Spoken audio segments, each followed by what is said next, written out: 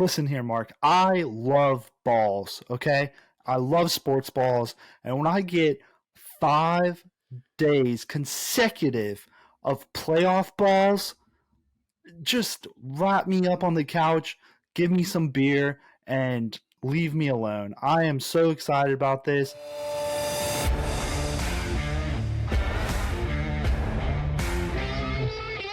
All About the Balls podcast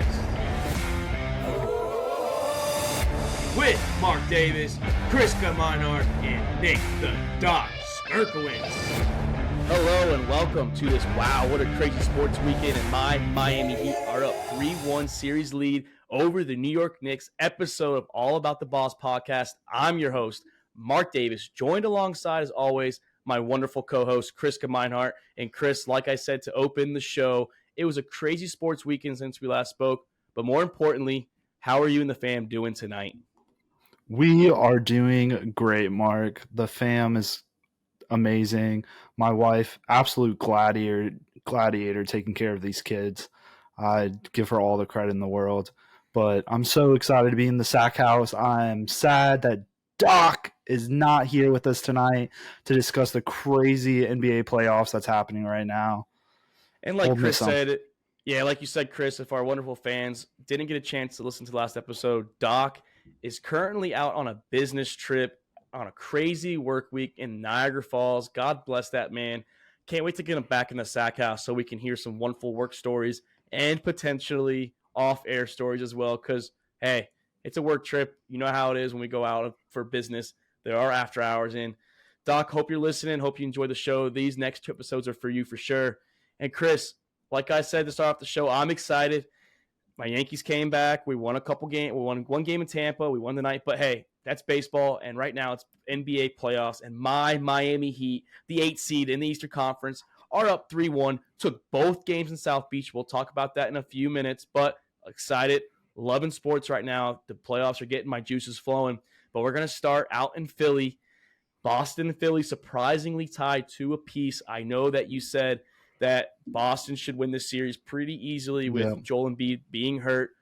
Are you still riding with Boston, or you think Philly now has a shot to take this series? I don't know. Philly's showing some momentum. I think they definitely have a shot now. These past 2 games have been stressful games coming down to the very end. I mean, game 4 coming down in overtime.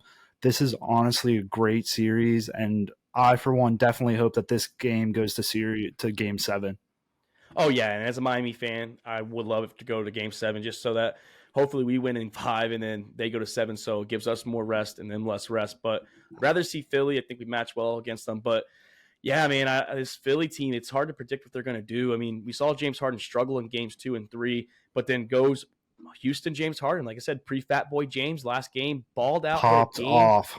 Definitely popped off. Had a tying floater with seconds left, like under 20 seconds, but still the defense came up. Marcus Smart missed the game-winning 3, and then James Harden hits a step-back 3 to win the game in overtime. Man, I love seeing James Harden play his offensive basketball style. Just, I'm not big on James Harden. I think he's clutch enough to win a finals, but, man, that man sure knows how to play offense for this league. Yeah, no, we definitely got to see a little prime Harden right there. I mean, his performance in game 4, 42 points, 8 rebounds, 9 assists, and that was while being pretty much triple teamed in the 4th and overtime at some times. So, I mean, seeing him pop off like that was definitely boostering, but I don't think he's going to be able to keep up with it. Yeah, definitely good to see. I mean, they had a 9-point lead going to the 4th quarter, so they did blow that. But hey, it was nice to see them win. And game 3, we were off for that game, but the Sixers lost 114-102 to Boston. So going back to a piece back in the Garden in Boston tomorrow night on Tuesday. So hopefully it's a good game. As a fan of the game, we just want to see for this series. We want to see a 7-game series, definitely. But moving on, pressing forward. My Miami Heat are now up 3-1. Miami Heat? Yeah, South Beach, baby. We took both games in South Beach. Winning, having Jimmy Butler back from injury, definitely clutch. Gotta love it. I saw a stat today. I didn't realize it, but in game 3, the New York Knicks didn't lead at any point of the game. And tonight, they literally only led for 33 seconds. So South Beach definitely was rocking. Miami definitely took home court. Up 3-1. going back to the Garden, Chris, do you think Miami wraps it in Game 5, or do you think we have a Game 6 in South Beach to finish the series, maybe potentially in Game 6?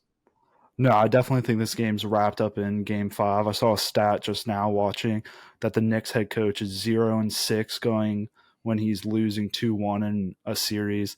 I mean, Miami looked good. I felt bad. Like, it honestly felt like a poor Thursday night football game in Game 3 with the Knicks. I mean, nobody shot over 50% on that team. And then watching Game 4, I just felt bad for the Knicks. It just seemed like every time they inched that score closer, Miami would come in 2 and 3 possessions and just nail down threes. I just feel bad for the Knicks. Miami's looking hot. I only feel bad because it's good to see New York basketball back. It's good to see the Knicks and the Lakers good, even though we hate them, I hate the media. But it's nice to see. It's good for the league. But man, I don't care who it is. I love to see Miami just wrap it up quick, get some rest so we can play the next game or next series.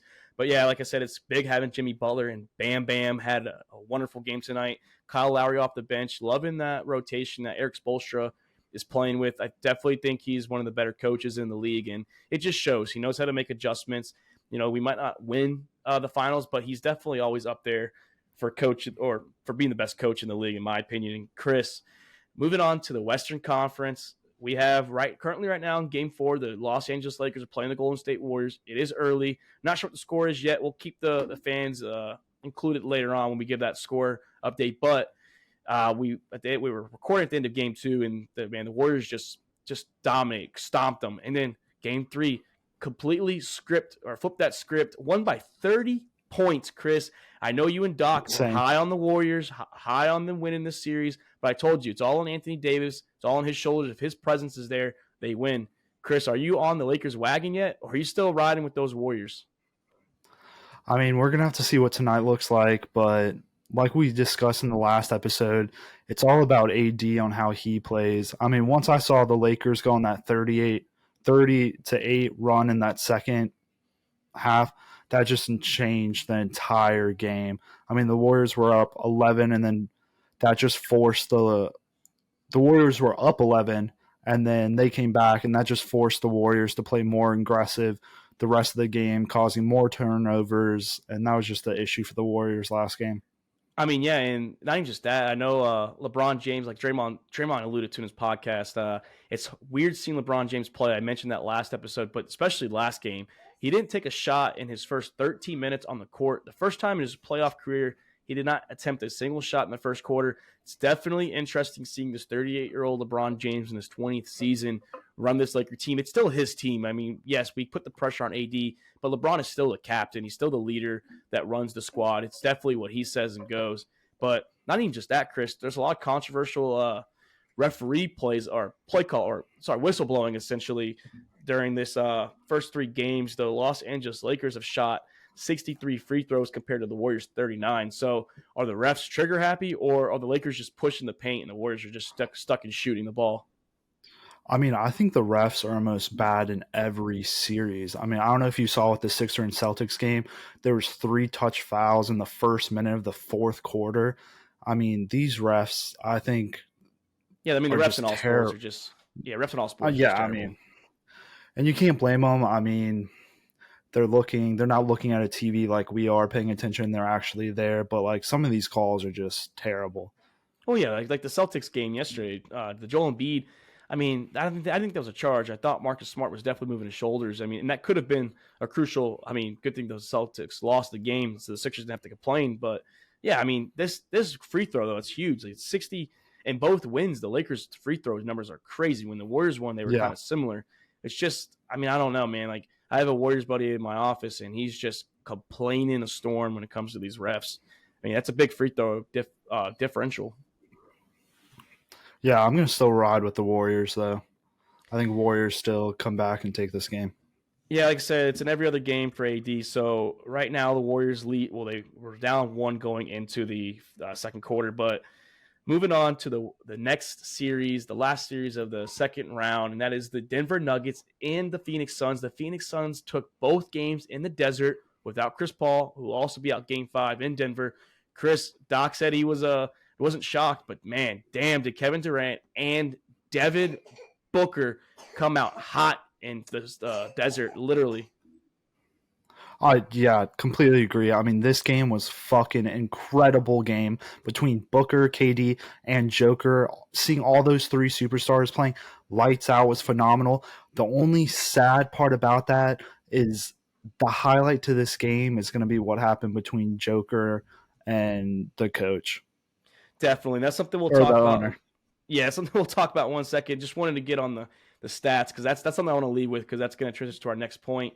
But dude, Joker dropped 53 last night. I mean, to be overshadowed by two 36-point games by KD and Booker, who Booker's been killing this playoffs. And then in game 3 as well. I mean, they both, I think Booker had like 47 and KD dropped 39. And then, I mean, him and Murray balled out, but it's just their duo came to play in the desert. I mean, maybe the hometown, because they said a series doesn't start until a road team wins. So the series is still tied to a piece. But like you said, Chris, overshadowed by the Joker, having an altercation with a fan in the stands, turned out to be the Phoenix Suns owner. And watching the video, I couldn't see what Joker was saying where the fan pushed him or had his hand on him first. But the fan was definitely holding on to the ball like it was baseball, wouldn't get it back. And Joker came and tried snatching it and then threw a nice little like forearm, just start shoving him a little bit. And, that caused a stir. He got a technical foul, did get fined $25,000 today. I mean, I think the owner should be fined as well. Like Joker said, when you're in the stands, you're not just an owner. You are a fan. It doesn't matter who you are. And I think there's only two people that could get that treatment where they're not a fan. That's the commissioner of the Basketball Association, so Adam Silver, and the president of the United States. Those are the only two guys you are not pushing while they're fans in the stands. So I don't know. The NBA kind of got it wrong. They didn't really protect Joker. They protected more the owner in this situation. I mean, Joker probably didn't even know who the fuck this guy was when he ran into him. He probably just got there. Some fucking guy was holding the ball and he's trying to shove him. I mean, I see what the owner was trying to do. He was trying to stop the quick play from happening, what Joker was trying to do, but that's just shitty sportsmanship from the owner. I mean, Joker did say after the game, they kept asking, he's like, yeah, I know who it was, but he's also a fan. So, I mean, that's what he's sticking to. Like, this guy's a fan. He's not the owner that's on the court. Like, you don't just take the ball like it's baseball, like I said, and hold on to it.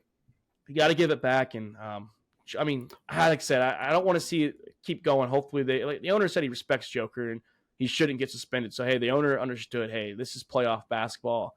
There's no blood, no hate towards each other. It's just, let's live on and let's move on to Game 5 in Denver, which, man, this series has been crazy. It's been good games, but I'd like to see what's going on. And speaking of fighting, Chris, and NASCAR was something we don't normally watch. Definitely NASCAR. Yeah, nice little left turns. I saw a fight in the pit. I was watching SportsCenter last night, and two guys literally got in confrontation and had a fight. Well, one guy threw a punch, which is the guy that's being confronted. And the other guy said, well, security held me back and I didn't get a chance to fight back. Dude, if you're confronting a guy, you better be ready for a fight. So don't blame security for holding you back. You're the one that confronted him. He stood his ground and he clocked you. But you said you confront him because he's a dirty driver? Well, dude, you got clocked and let's just move on, okay? Work on your driving. How about that?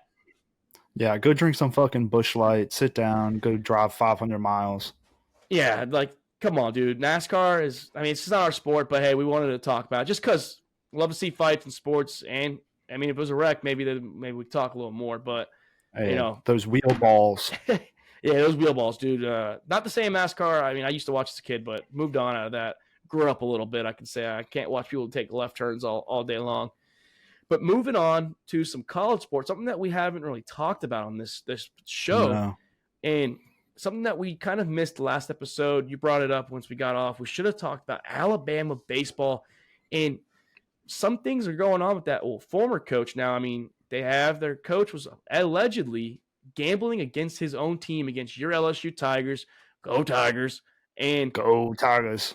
Bet on his team to lose. And all of a sudden his pitcher had a mystery back tightness and then pitched a guy that hasn't started in over a month and a half and expects to win against the number one team, LSU. Not just this, dude. Is Alabama shady right now? Because it's not just gambling. Their basketball team, we saw early in the year, allowing two players, one of them being one of the best players in the nation, playing after an incident with a murder situation. It wasn't him that pulled the trigger, but he was driving the vehicle. is Alabama, like, what's going on with these guys? Something that we saw from Nick Saban, some high class. Does the basketball team, the baseball team need to learn from St. Nick? I mean, I think Nick Saban should probably just coach all sports in general at Alabama. But I mean, I knew this Alabama baseball coach was probably shitting himself once this news came out because I was watching these games and Alabama was not going away at all. The players just kept coming back. So I know he was shitting himself in the dugout. But I think this was super shitty for the head coach to be betting against his team. But I'm glad I was caught. But I mean, is college baseball back? I mean, we've had this game, Iowa and Iowa State all betting on college baseball games. Oh, yeah, dude. I mean, I don't think Iowa State was baseball, but Iowa definitely was. Iowa State is just getting caught in the act of, I think, wrestling, track and field, and football. Yeah, their players are just gambling in general, which tied into Iowa. And the NCAA found Iowa and Iowa State as well today gambling. Dude, I just don't understand what these players are doing. I mean, these guys get NIL deals now. It's not like it was 10 years ago where you're not allegedly making money, which we've all seen. These players still used to get money back in the day, but these guys get deals now. So this gambling issue, I mean, I'm sorry, man. Like, I understand it's a dumb rule. Maybe you should be able to gamble as an adult, but, man, there's a rule set in place, and until that rule changes, man, you just got to follow it and just stick with what's going on. These guys said these guys get deals. So, Chris, I just think it's stupid that these guys and professional athletes decide to gamble and waste their career and their future. Yeah, I mean, I think it's dumb for these players to gamble. I think it's hard these days because you can go on your phone, download an app, and there you go gambling. It's not back in the day where you have to go to the casino to put your money down on these games. So, I mean, these kids are just having such easy access to be able to gamble. Yeah, and it's just crazy to say. I mean, I don't want to see these kids ruin their career. And speaking of a kid, let's move on to little Bronny James, our boy, James' son. LeBron James. Steph, he declared to the USC Trojans this past weekend, going to be attending school 8 minutes from his father, working on the same street. Definitely chose the local town, stayed next to dad and the family. Love it. They have the number one recruit also, and they're potentially going to flip the number 4 recruit. But speaking of an NIL deal, Chris, this kid is going to be the highest paid college player at $5.9 million. Got an endorsement from Nike and Beats by Dr. Dre. Man, what a life. I know, what a life to be living, but I'm happy for these college kids finally being able to get some money after their name. I mean, they work their ass off. They bring in so much money for these schools, and they weren't getting anything. So shout out to him. I'm excited to see him on the court. And then little fun fact here, USC finally got a natty in beach volleyball less than 24 hours after Bronny committed to USC. So, I mean, is that good luck or what? God, man, Bronny is bringing the freaking luck to this college. Maybe they'll win college football next year with Kalen Williams. I'm excited to get some college football talk in a couple months. But, hey, USC is definitely looking up. Maybe the Pac-12 is back. They got the beach volleyball title, like you said. They get the number 1 recruit, the number 19th recruit in ESPN, which is also 21st, and potentially going to flip the 4th recruit. Not a big fan of Bronny James when it comes to the, he only got paid because of the money, but congrats to him. Love to see a kid doing good. And Chris, speaking of feel-good stories, I mean, let's talk ECU, the receiver first before we talk a little Coach Primetime. The ECU wide receiver, I know you talked about this. You shared it with me, and I did some research, and I love it. Love to see it. This kid was putting up numbers in college, didn't get drafted this past season. Used Twitter to share some highlights of his to get a look. Hey, and congrats on the 49ers for giving this kid a chance.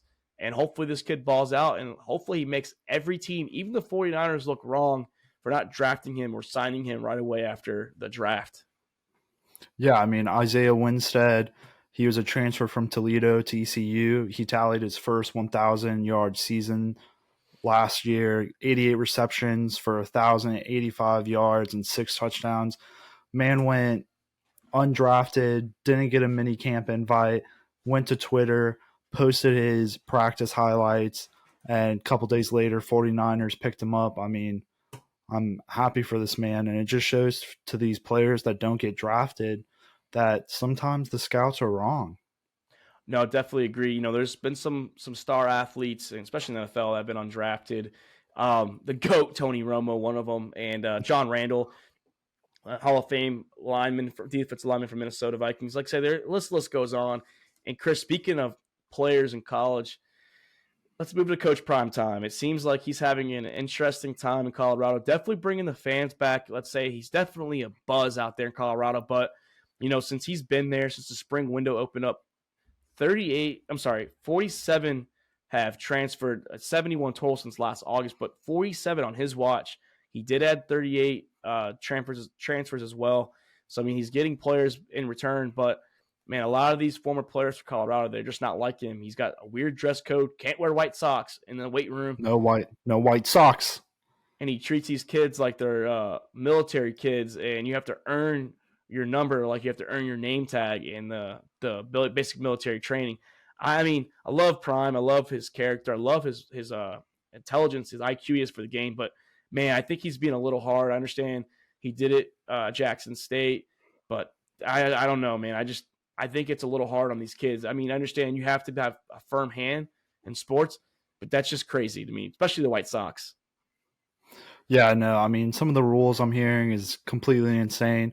Prime just rubbed me the wrong way on his first interaction with the team, talking about he's bringing his own players from Jackson State so that the Colorado players should transfer out. That just rubbed me the wrong way. But he did sell out the summer game. I don't know if you saw the viral tweet about last season to this season. That stadium was completely filled. And one of the biggest things that I'm not liking seeing is some of these players saying that they're not able to get some of their tape to help them transfer. That Prime's holding it. Yeah, I think that's a little wrong. If you really want these kids to succeed, you should want to, give them their tape so that they could use that for the next school, the next place they're going to play. The point is for all these kids, not just your players, but other players, other colleges, even colleges that we don't like, give them a chance to succeed for the future. That's what it's about. This next generation of athletes, especially in the sport we love, football, getting that chance. And hopefully Coach Prime settles down a little bit. Like I said, I'm excited to see Colorado. I love Coach Prime. I hope they do good things. But like I said, some of the things just rubs just the wrong way. I love old school coaches. I love the coaches that yell at you and get in your face. But I just, some things like that, it's too wild for me. Yeah, bring back the Les Miles days of the I formation and eating grass. God, Les, what a crazy man. But hey, let's transition to the NFL. Some storylines that came over the weekend. The general manager for the Carolina Panthers announced that as of right now, Andy Dalton, the former Cincinnati Bengal, is the starter for the Carolina Panthers after drafting Bryce Young. Maybe that's the key word right now. But Chris, I think it's a mistake if you don't start Bryce Young right away. Let the man get in there. Let Andy Dalton lead him from the sideline. You don't need Andy Dalton to start half your games and then throwing Bryce Young in after.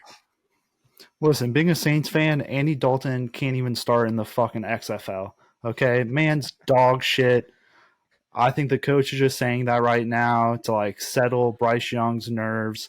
But at the end of the day, if they don't start Bryce Young, then why did they make all these moves this offseason? Fuck Andy Dalton. Exactly. Like Peyton Manning. Peyton Manning had 28 or 29 interceptions his rookie year. You have to get that out of the way. You have to learn. The best way to learn is honestly on the field. It's not like he was the 20th draft pick like Kenny Pickett and, he came in halfway through the year. That's good learning experience for that because you didn't take that risk of trading up and giving up so much for this individual. So, hey, but as I said, for me as a Falcons fan, start Andy Dalton, man. Start him all you want to. Give us a chance to win the NFC South. Don't start Bryce Young for this year. Let him sit a year. Let him pull a Patrick Mahomes. Let him just sit. But speaking of quarterbacks, another interesting story that's getting some buzz is Sam Darnold going to be the starter for the Niners if Brock Purdy is healthy. Do you think that's a long shot, or do you think that's actual buzz that's becoming true? The 49ers quarterback room right now might be one of the trickiest quarterback rooms in the NFL.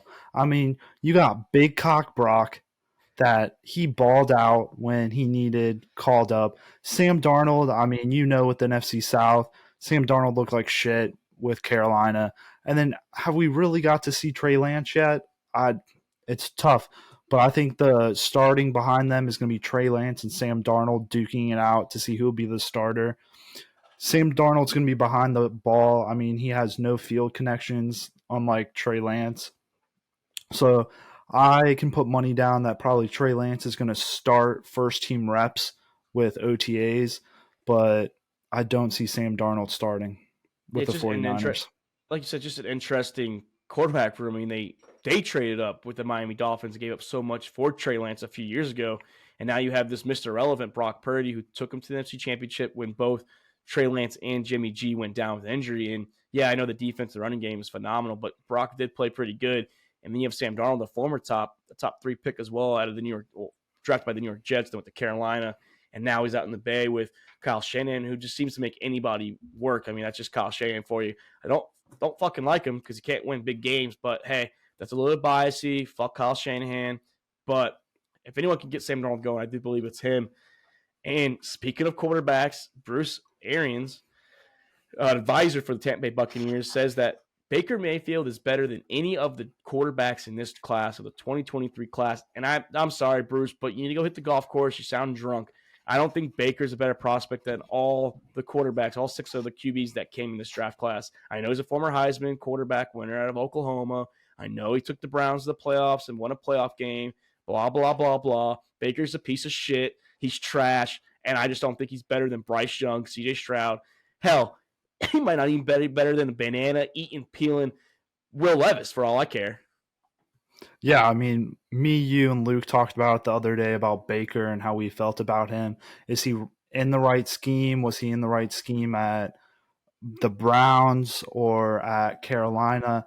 And, I mean, it's just all up in the air for me. Bruce Arians has to say this about his quarterback. You have to support your quarterback. So, I mean, this is just for a mental game, but no way Baker's better than Bryce Young. Or CJ Stroud, in my opinion. I mean, CJ Stroud balled out. I mean, I know he wasn't a Heisman winner, but he was finalist the last 2 years behind Bryce Young. And I honestly can't figure who the last winner was. I mean, it's crazy to say I can't remember that, but what happens when you get old? Speaking of getting old, Cam Newton's drama, that seems to be getting old. Every week, it seems like it's something else. You know, he just did an interview on a show. Now he's saying that his length of his hair is a possibility on why he's not getting a job in the NFL. Originally, it was he's better than all these quarterbacks. Now it's, hey, he might not be getting a job because some teams are saying they want him to go back to clean-cut Cam 2015. Maybe clean-cut Cam 2015 just means they want you to get back to your healthy self, a guy that could actually run the ball and throw the ball with a little bit of power. Seems like he lost his shoulder strength, in my opinion. And I mean, Chris, is it his hair? I mean, we see guys all the time like Larry Fitzgerald have crazy hair. Julio Jones had dreads for a while. I mean, all these athletes that are good and can keep producing have dreads. Is it the dreads, really? No, this is Cam Newton just trying to get his ass back in the news to be relevant. If you were good, you would still be with fucking Bill Belichick taking reps for the Patriots. But you suck, you're on the street, and now you're just making up excuses while you're not on a team right now getting a paycheck. But I mean, I'd love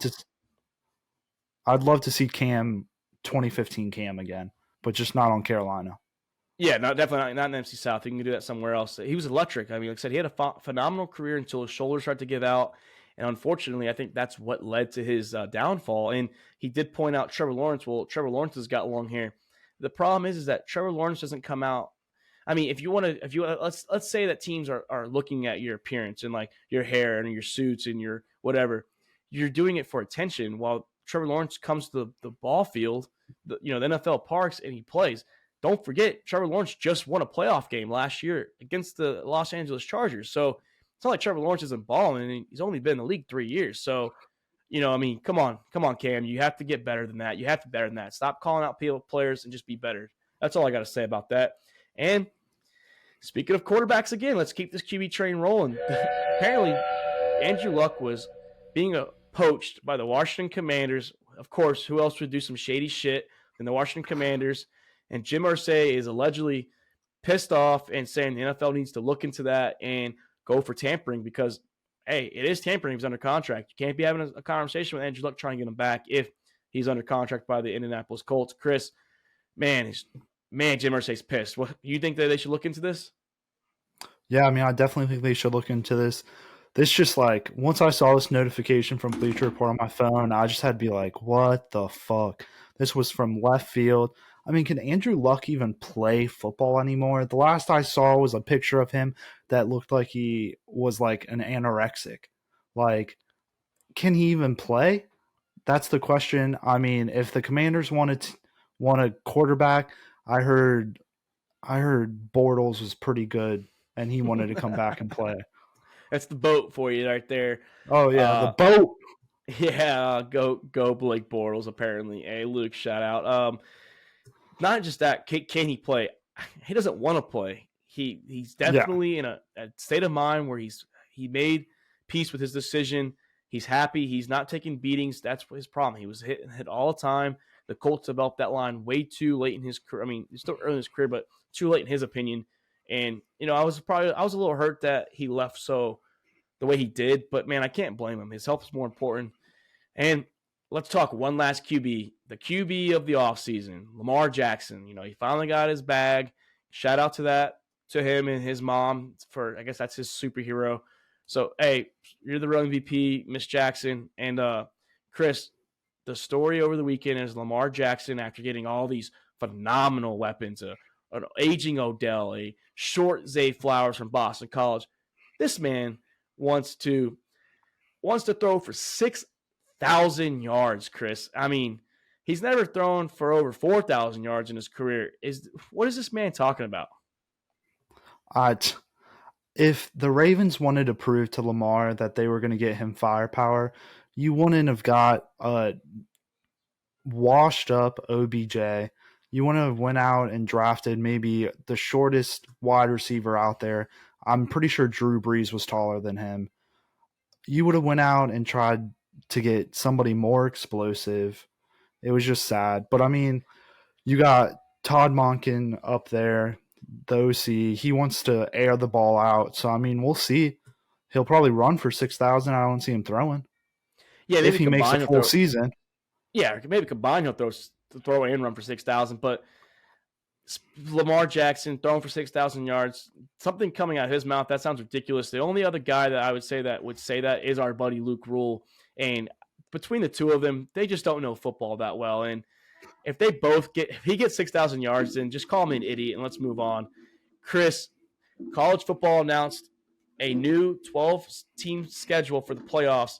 And leading into that, part of the playoffs, the semifinals, is going to be part of 5 playoff days in a row of the NFL and college football, Thursday and Friday for college, Saturday through Monday for Super Wild Card Weekend. Chris, 5 glorious days of playoff football. I'm excited. How about yourself? Listen here, Mark. I love balls, okay? I love sports balls. And when I get 5 days consecutive of playoff balls, just wrap me up on the couch, give me some beer, and leave me alone. I am so excited about this. We're going to get Thursday, Friday college, and it's going to go right into NFL Wild Card Weekend. Hopefully we see some Saints Falcons there. Let's see. The NFC's weak, so maybe we can pick up the teams. And Chris, yeah, like you said, I'm excited to watch all the balls in my sack house. I'm so excited to get all this football in a 12-team schedule or playoff. You never know. We can get Texas and LSU. Both will be in the SEC by then. And, man, I'm excited for this, man. I only wanted 8 teams, but, hey, the more the merrier. The more balls, the better. And speaking of schedules, Chris, the NFL schedule will be announced this Thursday, May 11th. There was controversial opinions that it might not come out. Had a little scare. Not going to lie. Definitely a little scare there. And from one of the GOATs, Adam Schefter, this is what he said, which we already knew. The NFL will have a Black Friday game, so we'll have a game on Thursday and Friday of Thanksgiving. So we'll have 4 games combined between Thursday and Friday, and then Sunday and Monday as well. Also, it used to be games kind of belonged, so the AFC was CBS. So if you're the away team, that network gets you. So normally the AFC is CBS and Fox is the NFC, and then obviously NBC is Sunday night, Monday night is ESPN, Thursday is not Amazon Prime. So really, it's kind of a free agency of all games are free agents. So it's just a bidding war essentially between all parties. Teams can now be on Thursday Night Football twice, which I know some of the players had an issue with. I don't blame them. I mean, that's short rest, bad for your body. And then now not all teams are guaranteed a primetime game. I mean, I guess every team kind of had one because of Thursday night. Chris, are you excited for this new schedule? Like, are you excited to see how it's going to go? Yeah, I mean, I love the whole not every team's going to get a primetime game. Last season, I can't really think of exactly, but I know there were some dreaded primetime games where you would just fall asleep after the first quarter. I'm pretty sure some of those had the Bears in it, Doc, but I Yeah, love it. definitely. Yeah, definitely the Bears for sure. And Chris, I kind of wanted to like do a little creative segment to kind of end this wonderful episode tonight. Um, if let's say we were the NFL schedule makers and we know the Kansas City Chiefs are going to host Thursday Night Football to open the season. They're going to unveil the new banner. They're going to get their rings, and rightfully so they should.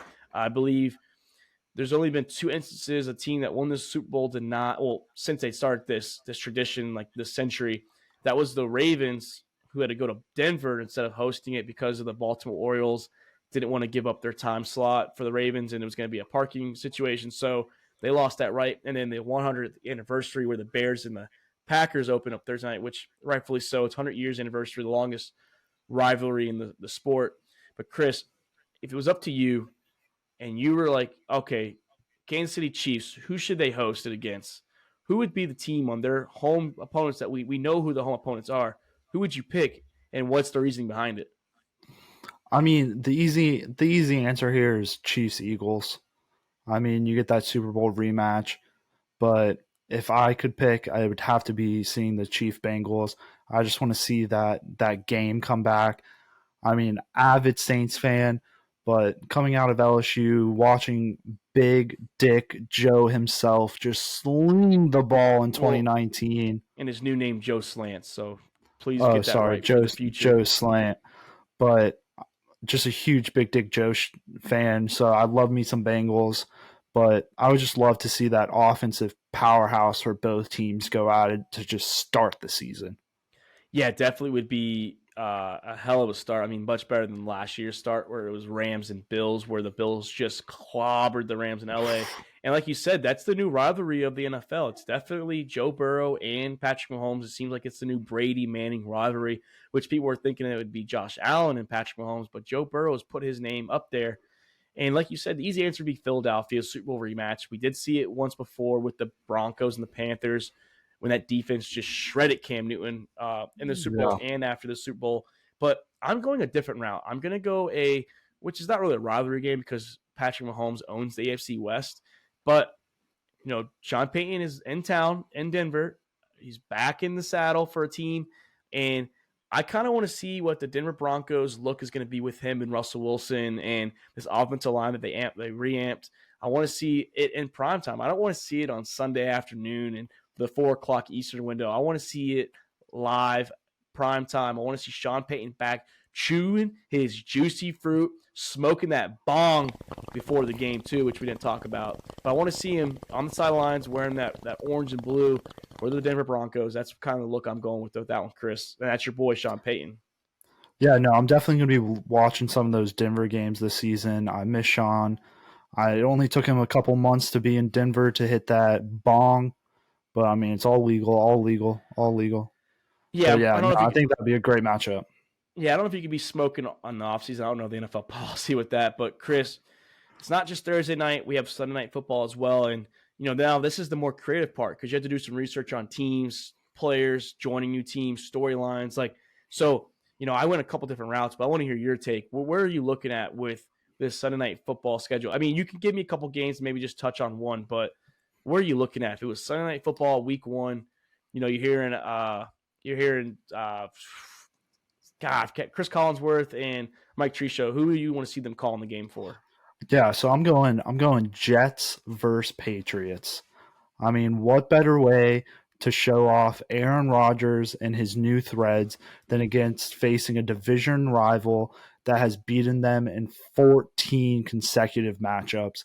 I mean, just watching Aaron Rodgers start the season on prime time with his new team it'd be great to see. Yeah, and I thought when you said division rival, I thought you were going to go Miami or Buffalo with that one. But, all my games I put on my list, I had Jets. Jets at Cowboys would be huge. Aaron Rodgers going back to Dallas, a stadium that he literally feels like he owns the stadium, and playing America's team with Dak Prescott. And another team I thought maybe would be the Philadelphia Eagles at the Jets, but I'm kind of riding high on that Jets at Dallas game. It would just be huge marketing, especially Aaron Rodgers and the New York Jets going against Dallas. Man, that would be a sell. And Jerry Jones would love it too. A lot of money opening weekend for him in Arlington, Dallas. Yeah, Chris, I mean, I can. Regardless, we're going to see Aaron Rodgers in one of these primetime slots. Definitely, it had to be Sunday or one. Monday. Yeah, it'd have to be Sunday or Monday because the Jets don't travel to Kansas City. And speaking of the other time slot, you have Monday Night Football, Joe Buck, Troy Aikman, and if you like the Manning semi-class, the Manning cast as well. Chris, last game of the week, who do you think they should end it with? What kind of bang are we looking here? Yeah, so I mean, I want to see the Bengals play the Chiefs, but if the Bengals don't get the Chiefs, then let's finish the game that was unfinished in 2022, and let's go Bengals versus Bills.